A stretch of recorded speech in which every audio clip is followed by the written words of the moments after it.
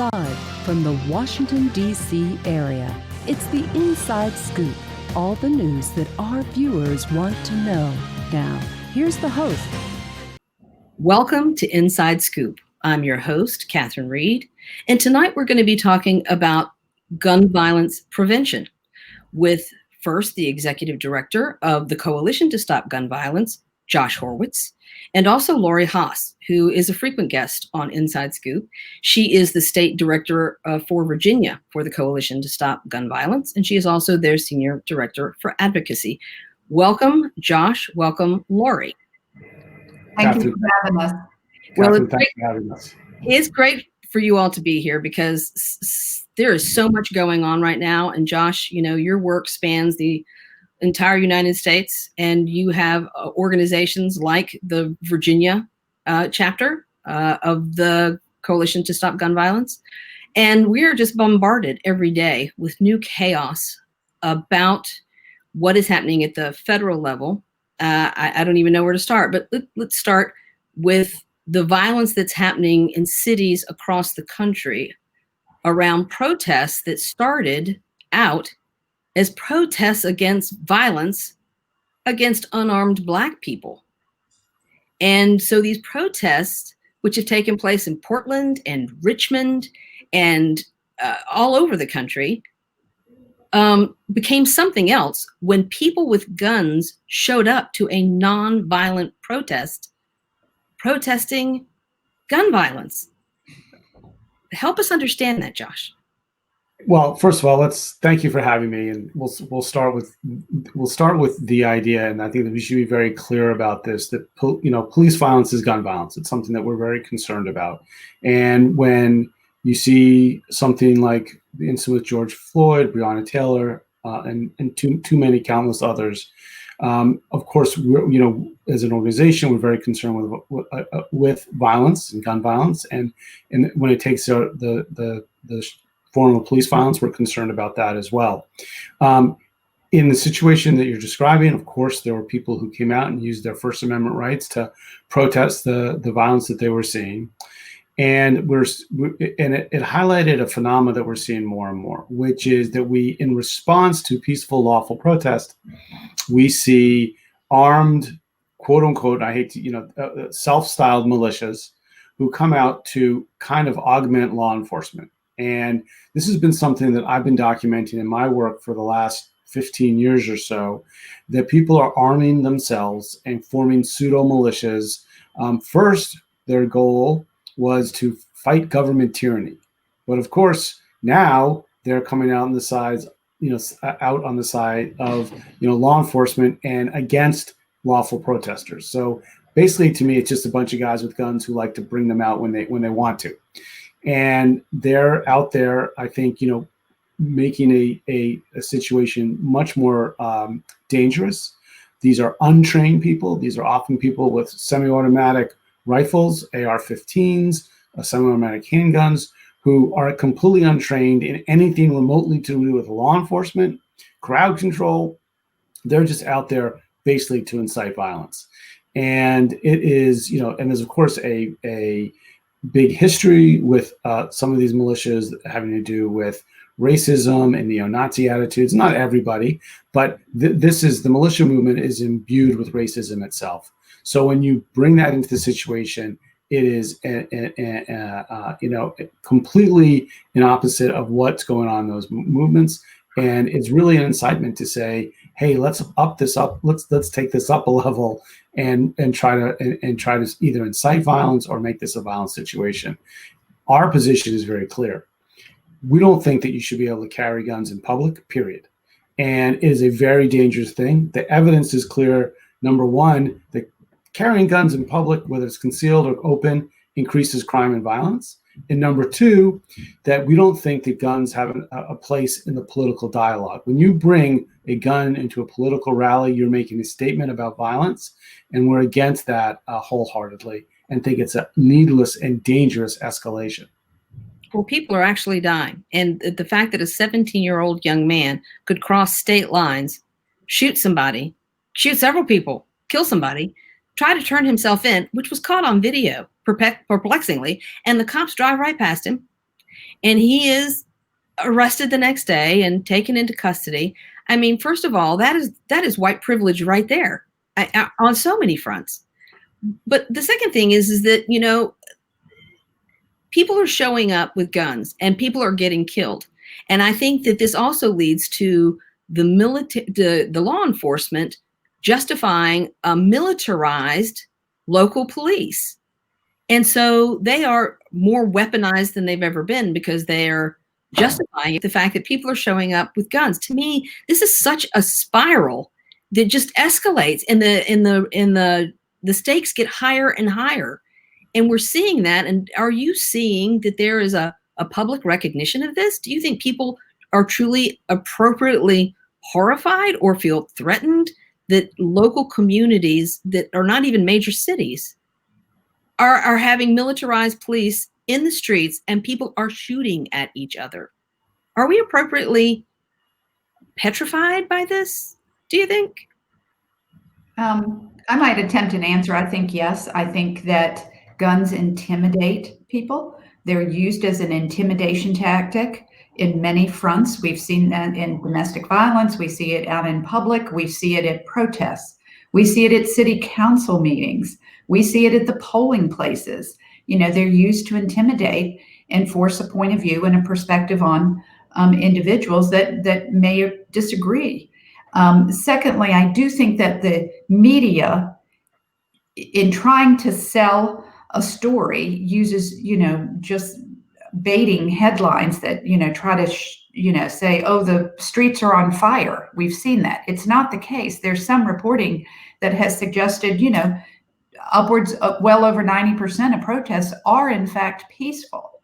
However, one death is too many, one shooting is too many, one use of a firearm at a public protest is too much. So regardless of the numbers, regardless of how often they have been brought into view and used, it is one too many. As Josh mentioned, we oppose the public carry of firearms. You know, they have no place in the public discourse. And we should all be alarmed, perturbed, and upset enough to do something about this. And I would just throw in there as well that it's not just at protests, protesting police violence, that in the last year, we have seen armed, these pseudo militia showing up at the state capitol, trying to intimidate lawmakers at the Michigan Capitol. In Richmond this January, we saw a large amount of armed protesters trying to shut down the Virginia General Assembly. So it is a proliferation of arms with a political point. And our position is that, you know, arms force should not be another branch of government discourse, that people need to settle their disputes peacefully by the rule of law, and that bringing a firearm to a state house or to a rally is anathema to the rule of law, and anathema to the idea that we live not in a society that operates by brute force, but one that operates by reason and law and democratic values. So are we winning the messaging game around trying to move this away from just Second Amendment rights? You know, people throw around, it's my First Amendment right, and people throw around, it's my Second Amendment right. I'm constitutionally protected to protest in my way. I'm constitutionally protected from having a firearm. And it's so hard to have an intelligent, reasoned discussion about people dying, innocent people dying, people bringing guns to protests, when it all devolves down to this very simplified, but I have the right to have this gun. How do we win that messaging war? I think we are winning. I think we're beginning to win, and I think we need to win in more places. You know, in Virginia, the voters spoke loudly and clearly in 2017 and 2018, and in a significant way in 2019. You know, they understand that gun violence prevention, is not in direct conflict with the Second Amendment. You know, regulating who can carry a firearm, where they can carry it, and what circumstances is not mutually exclusive with the Second Amendment. You know, many of our amendments are regulated. like the First Amendment, what you can do with free speech, where you can say it, what you can say. My right to protest is regulated by the permitting process. I have to get a permit to go on the grounds of the Capitol. So people understand regulations work. People understand that we need more of them with regard to, again, where you can carry firearms and how and what they look like. And that is the very reason that we need to do something about public carry. I think we are moving forward. We certainly have politically in Virginia, and we need to do so, at the federal level. So let me ask you about young people, and the school shootings have been horrific. If there's one upside of having all the schools closed for a terrible pandemic, it's certainly the fact that we probably for this year reduced the number of school shootings, which is a very sad thing to say, that the only way to reduce that is to not have kids in school. But, you look at the March for Our Lives, the Marjorie Stoneman Douglas students, how they organize themselves, how they are determined and relentless, quite frankly, in not settling for simply allowing the Second Amendment or discussions around constitutional rights endanger the lives of Americans, but particularly school children.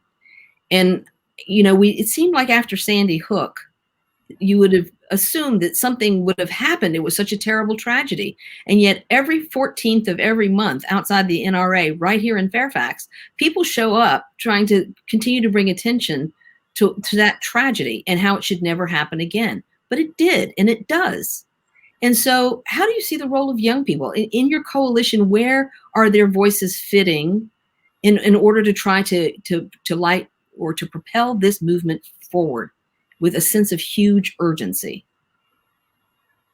Well, I'll jump in first. I mean, look, you brought up a lot of things in that question, but I will say, number one, the young people are really energized. They've been energized in the gun violence prevention movement, and I had the pleasure of speaking to some March for Our Lives chapters in the last couple of weeks, and they are completely energized, brilliant young people, really engaged, and they're going to change the world.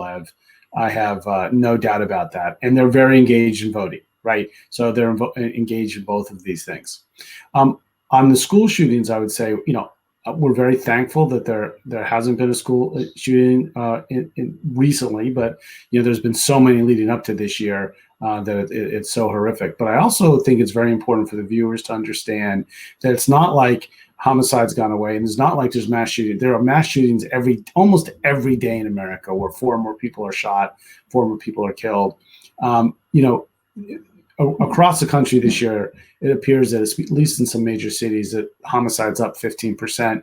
There are mass shootings in neighborhoods and communities every day that don't make the headlines. So yes, I'm glad that we don't have a major school shooting in this year so far, but don't let that confuse you. There are shootings every single day, and people are dying. In fact, right now, more people are dying, and if this number keeps on going the way it is this year, this will be a very unfortunate year, and that there'll be a record number of homicides and potentially suicides as well. And I think young people have had it. I think they're going to lead the way, and I think you're going to see some major change come November, powered by young people going to the polls. Yeah, and I can't echo Josh's comments more strongly. We are seeing such leadership from the youth. I have had regular calls with March for Our Lives and their leaders and Team Enough and other youth across the Commonwealth. I have a planning call with them later this week for the 2021 Virginia session. And they were here in January. They've been on the phone, they've been on the calls, they've been leading the way.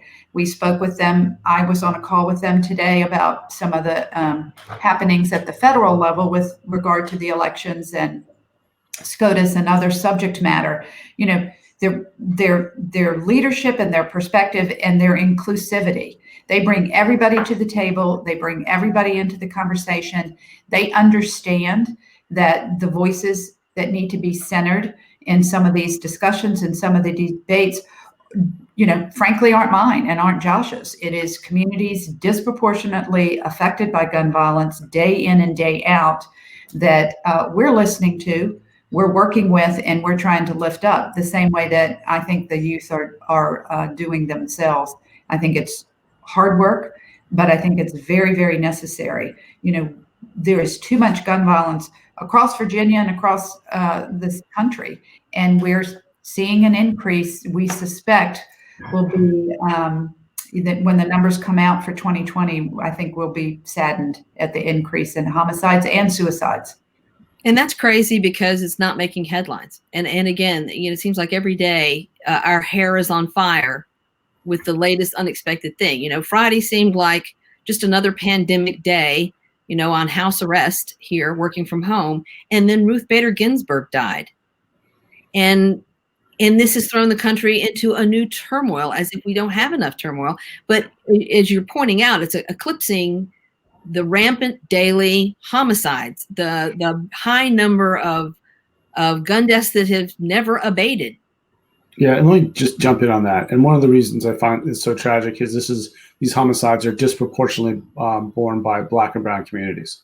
And it shows the terrible disparities in conditions, the health disparities we have in this country, and the fact that we don't care enough about Black and brown communities. We need to invest in these communities, both in terms of better.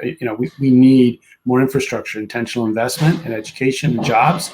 We also need to invest in violence prevention programs directly, and we need to invest in better gun violence prevention policies.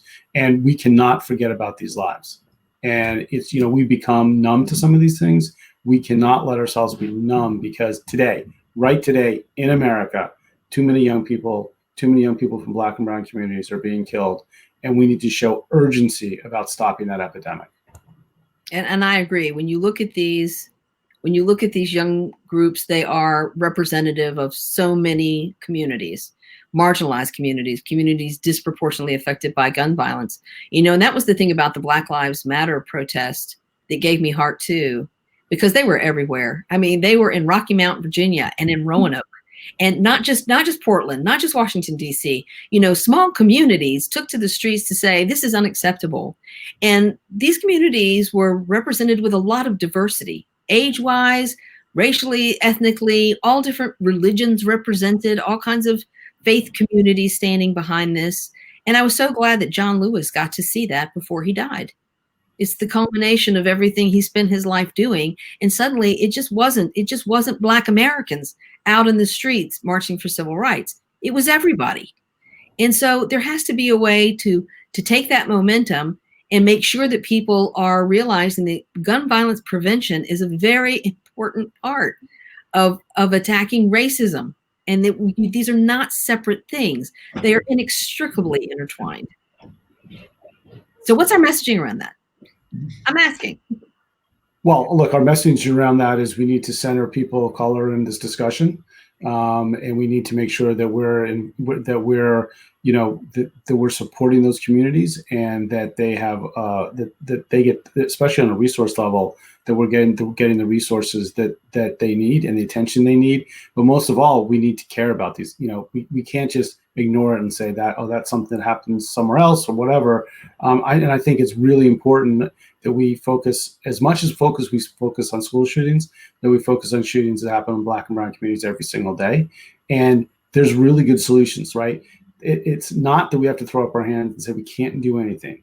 The solutions are known. The solutions are being done right now in places around the country. Oakland, California has a wonderful model program, right? Richmond, California. There's great models for communities with programs like Ceasefire and Cure Violence, and a number of really important models that are augmented by good gun laws. But these all work together. So you think about the three parts of this again: long-term investment in community infrastructure, better investment in violence prevention programs, especially outreach and street workers, and good gun violence prevention laws. Those things actually work, right? And we need to do those things. And we cannot as a country forget and say, oh, well, COVID's, we're paying more attention to COVID or whatever. This is something that we know how to do. I think, though, to kind of pivot on this, what we saw in Virginia in 2019 is what we're going about to see in the country in 2020, which is a waking up to these are very important issues, and we're going to vote on these issues, and things will change. And when you think about how much we've seen great changes in the states because people have come out and vote, voted. We have some very anti-democratic tendencies in our national elections and things like that, which we're desperately trying to overcome. But you're starting to see those trends happen nationally as well. We have to have really great, strong victories in the state and great state infrastructure. And, you're seeing more and more, you're just seeing a lot of energy at the state. And Virginia is the best example of that.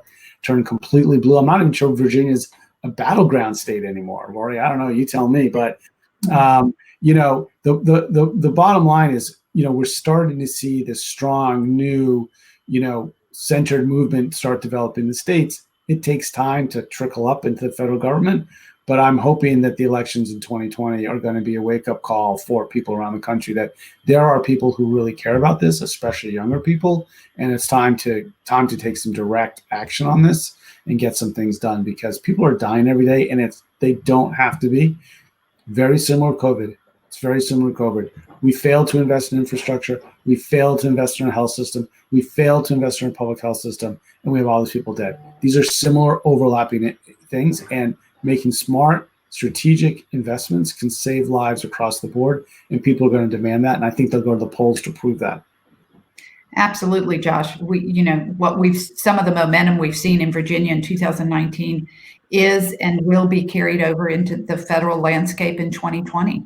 It's time people understand. It's time people understand it's way past time that to get the type of people elected who will commit those resources, commit to building that infrastructure, commit to the public health approach to stopping gun violence and supporting communities disproportionately affected, are those that back gun violence prevention policies generally. And we need to elect those at the federal level to get the kind of commitment that we need nationally, from our federal government, and that those investments can trickle down to the states and to communities who need it most. It's just, an election of a lifetime on so many important issues that directly affect people across the Commonwealth and across the country.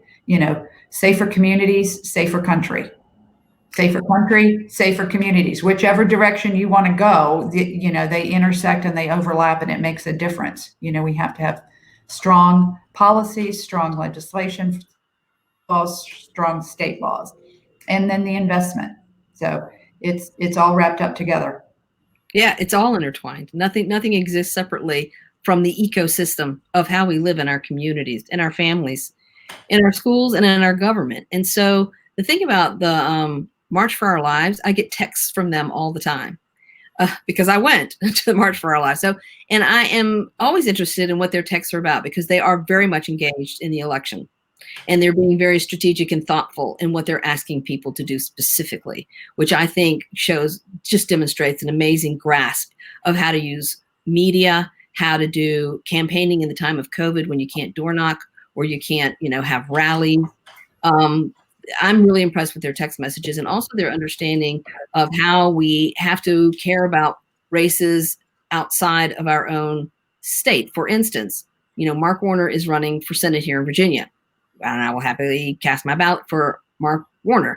But there are competitive Senate races around the country, and we need to care about who wins those, even though we may not live in those states. And that's what interests me about the organizing that a lot of these young organizations of young people are doing, is recognizing we've got to motivate people to care more than just outside their state if we want to have a Senate that supports federal legislation to prevent gun violence.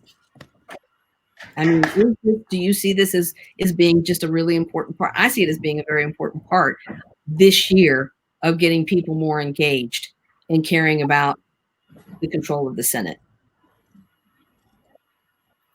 Look, I think the Senate, how can you not think the Senate's important, watching Mitch McConnell, lie his way through a nomination process? The Senate is what controls, judicial nominations. It's also been the sort of killing fields for a lot of gun violence prevention legislation passed by the House, including background checks and closing the Charleston loophole and things like that. So the Senate matters for so many reasons. It's controlling, some people think Donald Trump is the most dangerous person in the country, but there's, Mitch McConnell is his enabler. It's like, the flames that get that going, because, if Mitch McConnell was a stand-up guy and cared at all about our country, he could stop Trump, but he won't, because he's very driven by the, far right conservative agenda and power.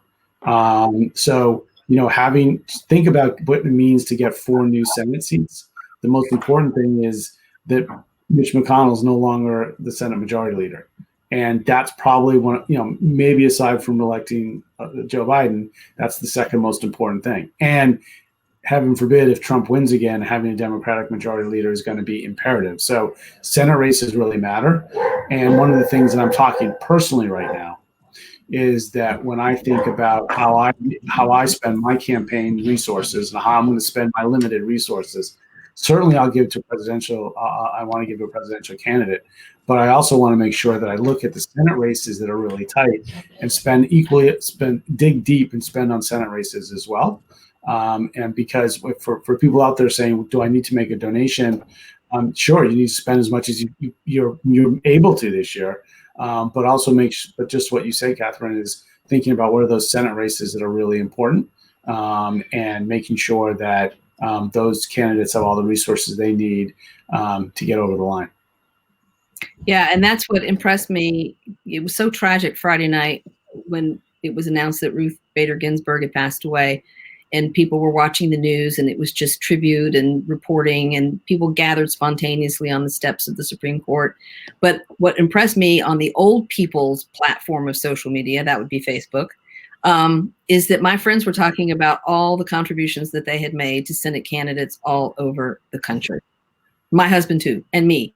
I mean, it's kind of like, what can you do? How do you honor this woman who spent her life trying to do what mattered to this country, to make it a safer, better place? And a lot of people came independently together to decide you support Senate candidates in competitive districts.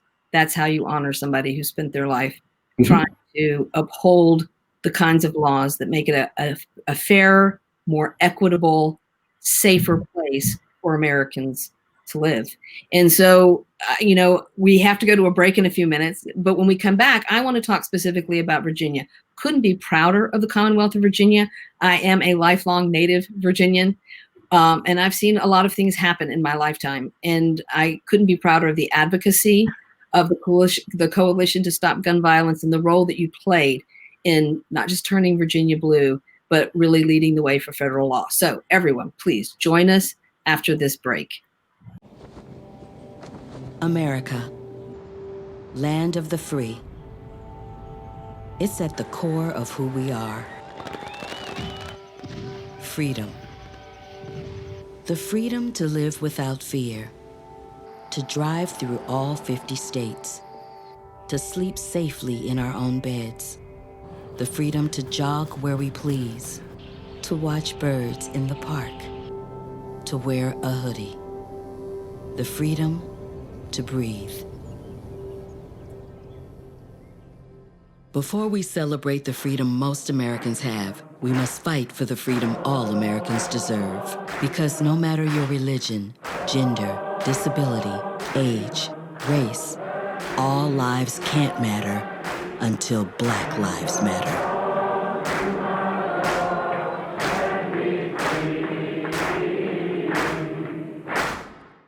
Even though there is so much against us, you will see me wearing a face covering. And even with my face covered, you will see me as a son, as a friend to everyone I meet, as a fighter for change, as a woman who stands up for what I believe in. So join me in wearing a face covering to help stop the spread of the coronavirus. Because this is one small act of kindness that has the power to bring us all together.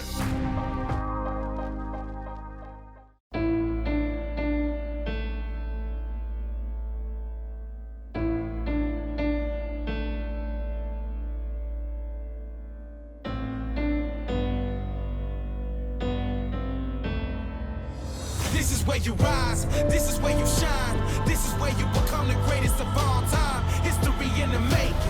This is history in the making. History in the making. Vote for your life. We're back to the Inside Scoop. Here again, your host. Welcome back to Inside Scoop. I'm your host, Catherine Reed, and tonight we're talking about gun violence prevention with Josh Horwitz, who is the executive director of the Coalition to Stop Gun Violence, and also with Lori Haas, who is the state director for Virginia for the Coalition to Stop Gun Violence. She is also their senior director for advocacy.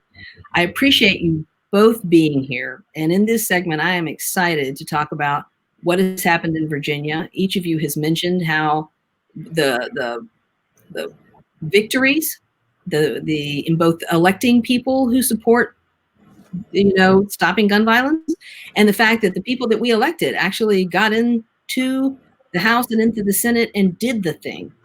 A record 7 gun bills passed this legislative session, were signed into law by the governor of Virginia, Ralph Northam. And so, Lori, this did not happen in a day. I don't think people should assume that we elected people and suddenly this happened, because you have been working on this for such a long time. Yes. It has been a long time coming, and I'm proud of the work that we've done. I'm proud of the work of constituents and stakeholders and participants all across the Commonwealth. Virginia Tech at the time in 2007 was the largest mass shooting in the country, and it's what propelled me to this work after my daughter was injured in that shooting. And I quickly grabbed hold of the coattail of Josh Horwitz and the folks at the Coalition to Stop Gun Violence and started working, in Virginia and across Virginia, and frankly, with anybody that would listen. We soon learned that if we couldn't change their minds, we had to change their seats. And we had to elect people committed to reducing gun violence and stopping gun violence across the Commonwealth. And we did that. We worked in statewide elections in 2013. We worked in the Senate elections and the House elections in 15, again in 17, again in 18, 19. And, we finally have, a majority in the Virginia General Assembly, in the Senate and the House, who is committed to reducing gun violence. And you saw the historic result. People like to talk about the 7 historic bills that the governor signed. In actuality, it was well over a dozen bills. There were other small but significant changes to policies in Virginia that will go far to reduce gun violence. And a significant one was a commitment to providing resources to communities to fight gun violence, where it happens most. We worked with the administration and others to make certain that there were dollars in the budget that will go to community programs and leaders in communities disproportionately affected by gun violence to support their efforts in their work. So it's a broad array of policy and programs and resources that we feel are going to finally begin to take effect and reducing gun violence in all its forms across the Commonwealth. So the 3 that stood out to me, of personal interest to me, were the risk order bill. That this covers not just domestic violence situations, but also people who might be at a risk of harming themselves. And so mental health providers understood that having a bill to help lessen and reduce not just homicides, but suicides was really important. And also the fact that we had a bill to allow localities to decide for themselves whether or not guns would be permissible in public places or at events, which I think is super important. And I'm very pleased that so many localities acted quickly when that became law on July 1st, and other communities like mine here in Fairfax City have not been so quick. And then the third one is that this was, very controversial here in my city at the town hall that was held by Chap Peterson and David Bulova about the transfer of guns without a background check. And so I think a lot of people are still watching that bill and what it means, because it is a loophole. Mm-hmm. So, if you could just talk just a little bit about my 3 pet bills. and the significance of those bills and how you built the coalition. Talking about coalitions, Moms Demand filled up the city council chambers during that town hall, by the way. I love seeing those women show up in their red t-shirts. They're a force to be reckoned with, and they make a difference because they show up to town hall meetings and they press these issues. So everybody sitting in the room understands what the issue is. So let me start with risk orders and why that was so important. I think I'll start and then I'll let Josh speak to this. He's the expert on risk orders nationally and across the country and in the Commonwealth. But, many people like to say after they hear about a homicide or a suicide or frankly a mass shooting, how did this person slip through the cracks? Why wasn't he or she prohibited from owning a firearm? Where did we lose? Where did this person slip through the cracks? Well, the truth is, the prohibitions on who can purchase, transfer, or own a firearm are limited. They're limited to persons who've committed felonies. There are certain adjudications of dangerous mental illness and some other factors. But as we know, there are people in crisis, people who may be suffering from other ailments unrelated to a mental health issue. Perhaps they're abusing drugs, or perhaps they're abusing alcohol, or, there's angry white men are a risk factor. They have hate in their hearts. There are other circumstances and risk factors for violence that are unrelated to the current prohibitions on firearms. We feel like risk orders, similar to protective orders, narrowly target persons who are at risk of harm. That harm might be to self, that harm might be to others, and those risk factors can be mitigated. But while that person is at risk, he or she should be separated from his or her firearms so that this situation doesn't become lethal. We understand the lethality of firearms in all too compelling and graphic a way. And what we want to do is reduce gun violence in all its forms. Risk orders are a judicial process modeled on domestic violence protective orders, and they seem to be working. There was a news article out just over the weekend that in the Commonwealth in the first 60 days that the law went into effect after July 1, 36 emergency orders have been issued. So they're clearly a tool that law enforcement officers, Commonwealth's attorneys, and the judicial system see as a viable method for reducing gun violence in the Commonwealth. So how many states have these, and what is being done at the federal level, Josh? So 19 states and the District of Columbia have risk orders. Some people call them red flag orders. I prefer risk orders or extreme risk protection orders. And they've been, they've been the first sort of precursor states are Indiana and Connecticut. We built on that, started in 2014 and built, I think, a more robust process with more due process, and started in California in 2014 and now is spread across the country. And, almost every state that doesn't have an order will be considering it in the next legislative session. So that's exciting. At the federal level, we favor an incentivized approach, which would, and Representative Carbajal is the sponsor of the bill in the House, which would provide resources for states that pass these to execute them properly, to train the judiciary, to make sure the public knows how to use them, to make sure there are resources available to people who need, if there's some kind of treatment they need afterwards. So our role for the federal government is, because most domestic violence and civil protection orders are issued at the state level. It's not really a federal court issue or a national the federal court issue. So what we want the federal government to do is say, okay, a state's done this. Now if they do it, let's provide them some resources to do it really well. And we hope that incentivizes the other states that have not done it yet, to go ahead and pass it. So we favor passing the laws at the state level and having the federal government come in with the resources to make sure they're maximized, that the effectiveness is maximized. And I think that's really important because, domestic violence, and anyone who's worked with domestic violence understands that the greatest risk to women is actually when they try to leave an abusive situation. And so when it's known that there's a gun in the home, it makes it very difficult for women to feel like they can leave safely. So what are some of the groups that you worked with in Virginia, Lori. We introduced the bill a long time ago. We introduced it in 2015. Senator George Barker carried the first version of the bill for us. You know, he's done some work in various spaces on persons in crisis and persons, you know, suffering from various mental illness diagnoses. And to understand and to, again, make certain that we knew that this was not a bill to address mental illness. This was a bill to address risk and risk of dangerousness. We then introduced it in the House in 2016 and worked with Delegate Rip Sullivan, who was a fierce advocate for this bill. He did a remarkable job presenting the bill year in and year out since he carried it for us.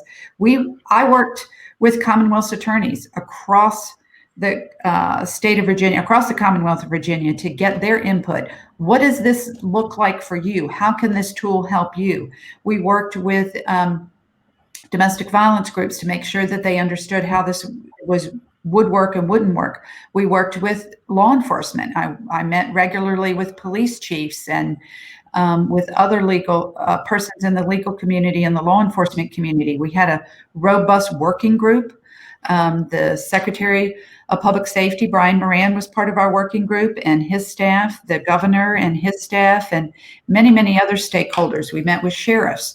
We went to Southwest Virginia and held, meetings and what we're having now, webinars, but these were, in-person events where we could talk about the risk orders, what they looked like, how they were a tool for law enforcement.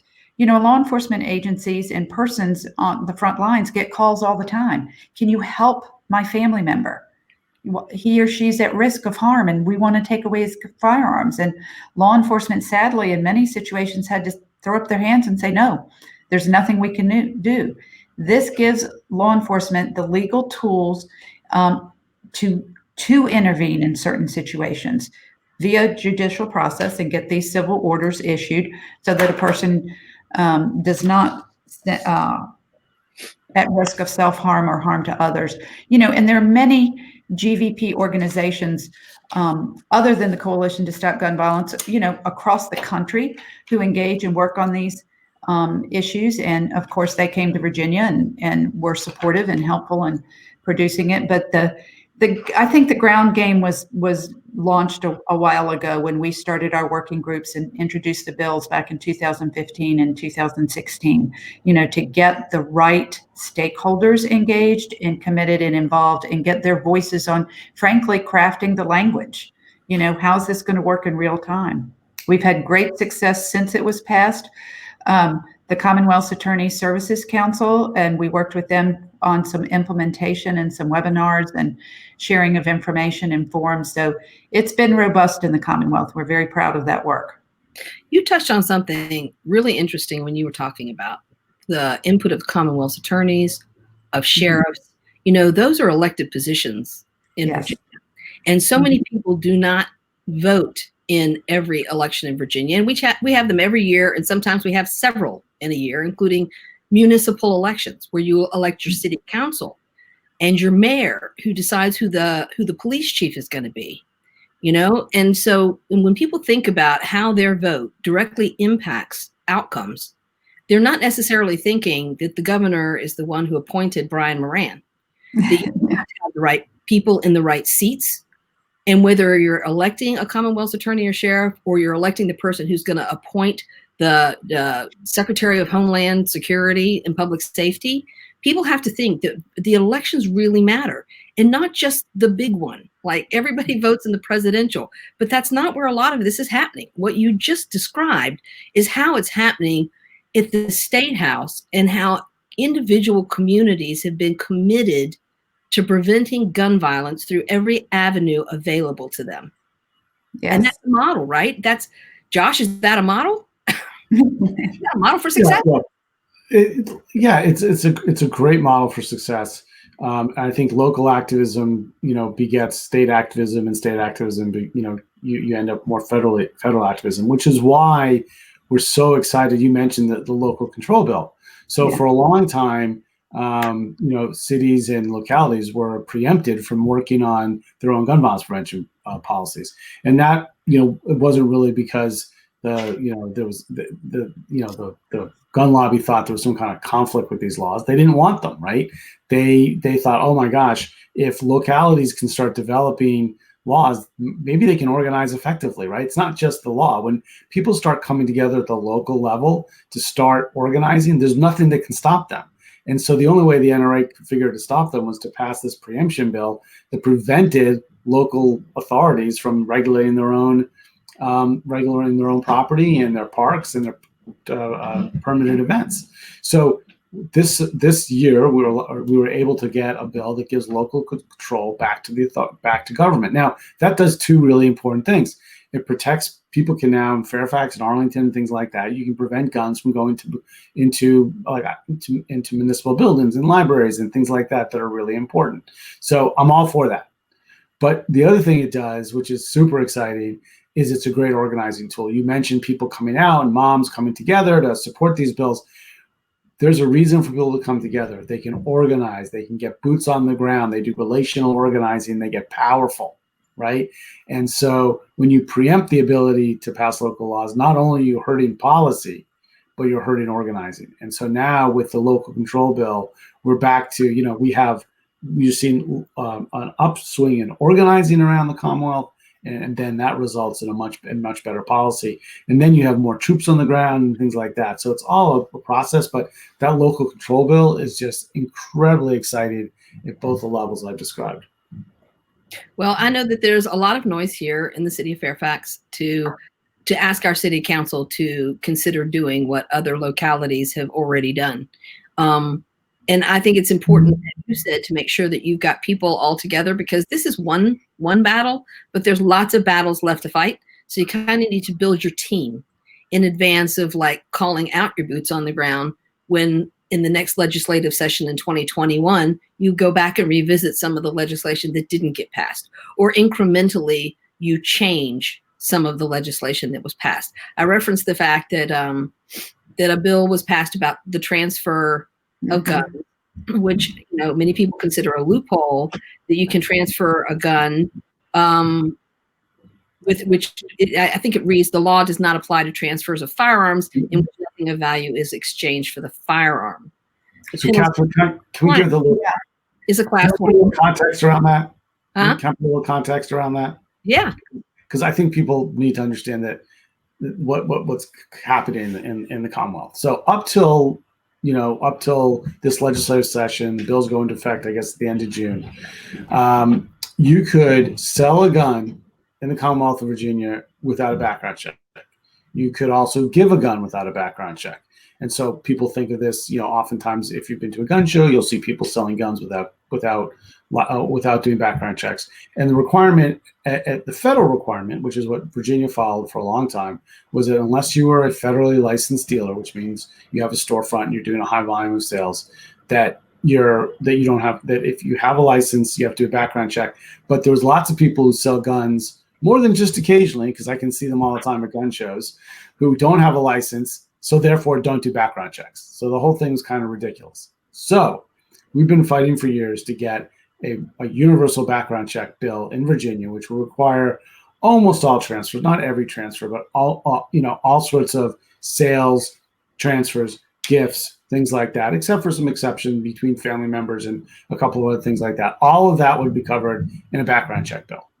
Okay, so that was the bill that we wanted to get passed. That's the bill that passed the House.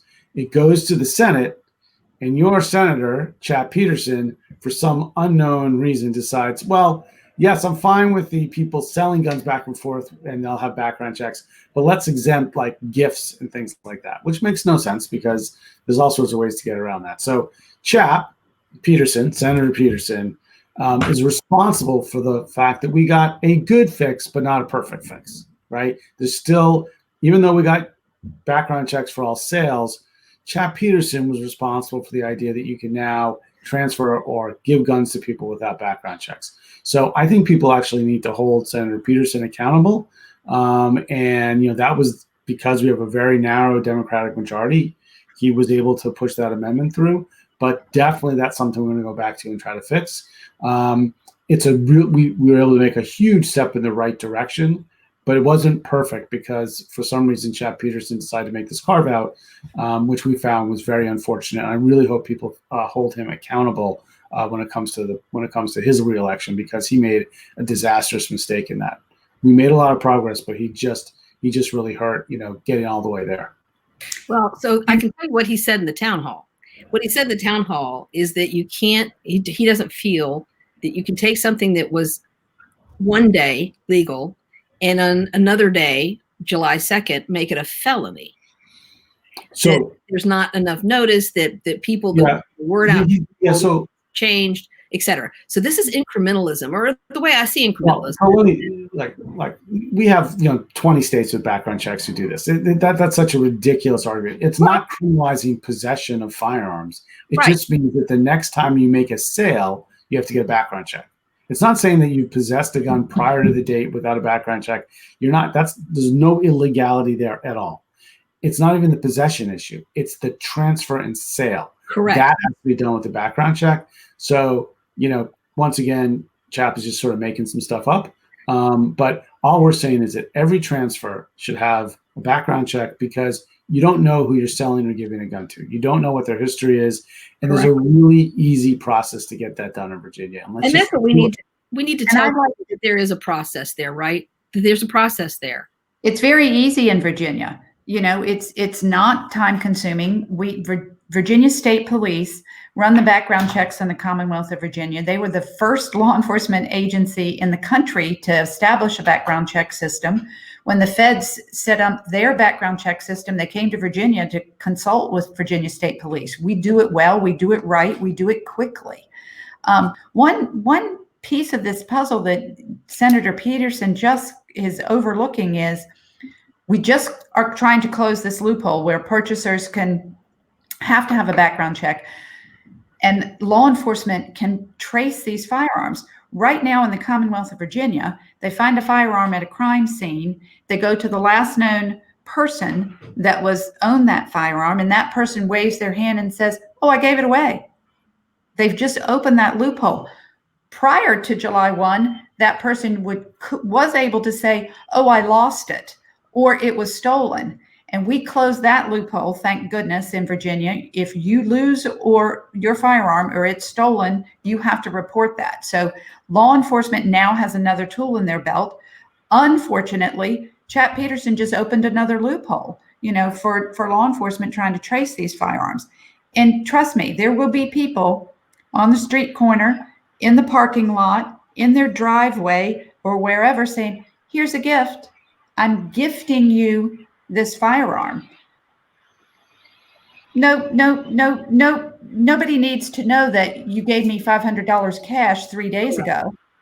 Correct. And that's exactly what's going to happen among persons who are trying to avoid the law. And we're going to see more trafficking. We're going to see trafficking of firearms continue with this particular loophole. All transfers, whether they're a gift or a sale, the purchaser should have to undergo a background. And it's easy to do in the Commonwealth. State police are prepared to do it. They were, gearing up to do it. And, Chap Peterson just ran a Mack truck through the process. And as Josh said, he needs to be held accountable. These background checks work in every other state. This is nothing new. And this is, and I just want to point out that bills are not one and done. I work a lot with John Horshaw-Salt, and John just got something passed this year that he's been working on for 15 years. Mm-hmm. And even with that, he says it's only gotten us to the basement, and we'll have to keep presenting bills to get it where it actually needs to be. So John has taught me the importance of incrementalism, and that if you don't get what you want the first time, you just doggedly keep going back and back and back and back until you get it. And so with some of this is what we are going to have to do. If you can't change their minds, change their seats until you get people who are willing to say, okay, we need to take this bill or this existing legislation and strengthen it. So people shouldn't feel like it's one and done. It's never one and done. And we're going to be counting on you, Catherine, and other constituents in Senator Peterson's district to change his mind so that he understands it. And I think a city council driven regulation of firearms in public spaces and permitted events would go far. I hope we can make that happen in Fairfax City, and that the senator will understand where his constituency, i.e. his voters, stand on this issue, and that he's frankly on the wrong side of history on this. And I agree with you on that. And we're a pretty outspoken bunch here in Fairfax City. There's not a lot of us, only about 24,000 of us. But, and the thing I will have to say, relationships matter. And Chap has been here his entire life. And, when he goes into a town hall meeting and people raise their hand, he calls on them by name. And that's why, when people, wonder how this happens or Chap's worldview, there is an interesting mix of people here in the city, and he is known to them and they know him. And so relationships are a very powerful thing. And it is going to take working with people in our community to help them understand that we can do this, and it will benefit our community, and it will benefit the Commonwealth of Virginia and make it a safer place for all of us. And so some things are worth fighting for, and this is one of them. Mm-hmm. So we just got like a minute and a half left. I want to give each of you an opportunity to talk about how important the elections are and what you want people to think about as they go forward from now until whenever they vote. And we have early voting in Virginia that started Friday. What do you want people to remember as they go to the polls? That this issue is about saving lives. It's about saving lives. Reducing gun violence and stopping gun violence in all its forms, is important, just for the humanity of the issue. It's a moral issue for me personally. We need to elect people at the local, state, and federal level who will commit to doing all it takes to preventing gun violence. We know the solutions. We have the roadmap. We have the path forward.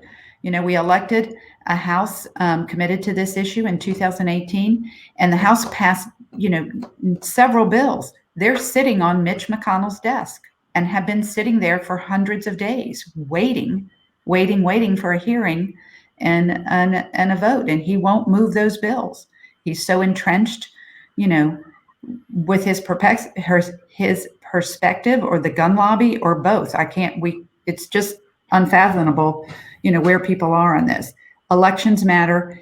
Every single cycle in Virginia, we have elections every year, and you should be choosing who you're going to vote for based on their record and their commitment to reducing gun violence in all its forms and providing resources to reduce violence in communities disproportionately affected by gun violence, and all of the policies that we advocate for. It's not one or the other. It's all of them combined and all of us working together. So thank you for having me, Catherine and Josh. Thank you very much. Josh, 30 seconds. What do you have to say to the voters? I would just say keep it simple. Vote like your democracy depends on it, because this time it does. Get out there and vote. Vote for gun violence prevention. Vote for your kids. Vote for the environment. But this democracy depends on you staying involved, and I hope you get out there and vote. Thank you both so much. This has been Inside Scoop, and we've been talking about gun violence prevention tonight.